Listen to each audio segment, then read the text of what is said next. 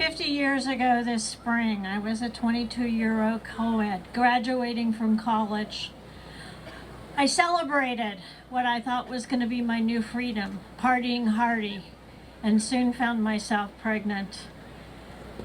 The father was willing to marry me, but when we went to my parents to tell them this, they said, "No, this is not the way to go. You have a whole life ahead of you. This marriage is not going to work and you're going to be saddled with a child. So let's have an abortion." I was like a deer in headlights, not knowing what to do, frightened, ashamed, feeling guilty. So I went along with it.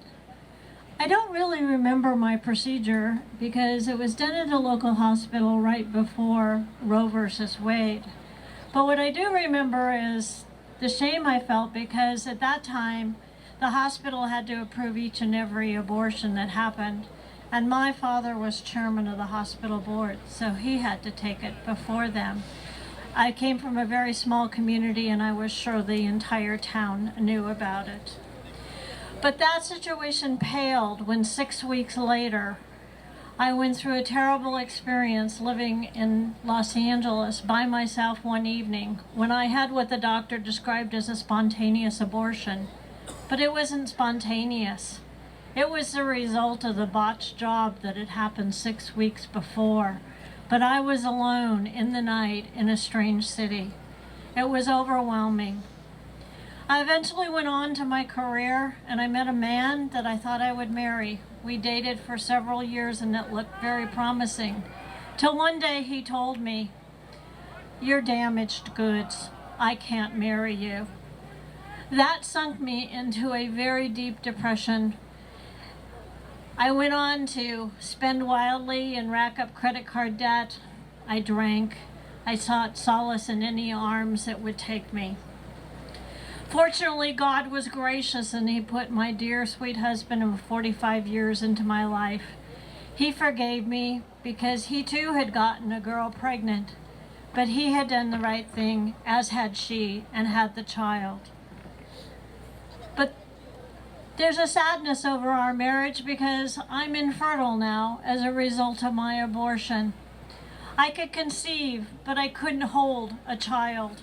Every day of my life, I live with the fact of what I did as keeping us from being the fullness of what God had for us. About 15 years ago, I sunk into a deep, dark depression. Yes, I could get out of bed, but I couldn't stop crying. I was like dead inside. I was a walking zombie. Thank God that somebody put me in touch with Silent No More. And I came to know my Lord for the first time, face to face, to confess my sins and to know his forgiveness, his unbelievable grace and mercy. As Father Frank said earlier, it is the love of Christ and the love of those whose light shines through them that gives us the healing that we need. Having participated in this program, I feel I can stand before you today. I wear 2 pins here on my lapel. One is for my son Nathan, who would have been 48 just this last Thursday, the son I never knew. And one is for his sister Sarah, who was my late-term miscarriage. I know I will see both those children in heaven, but I think about them each and every day, and I am so sorry for the path that I went down for that. But I'm even sorrier for the millions of women and men and mothers and fathers out there that have had to go through this same experience. I'm here to tell you that what looks like the easy way out is the path to bondage. I was held in chains of guilt and shame for nearly 30 years. How can something be legal hurt so much? Don't put anybody else through this.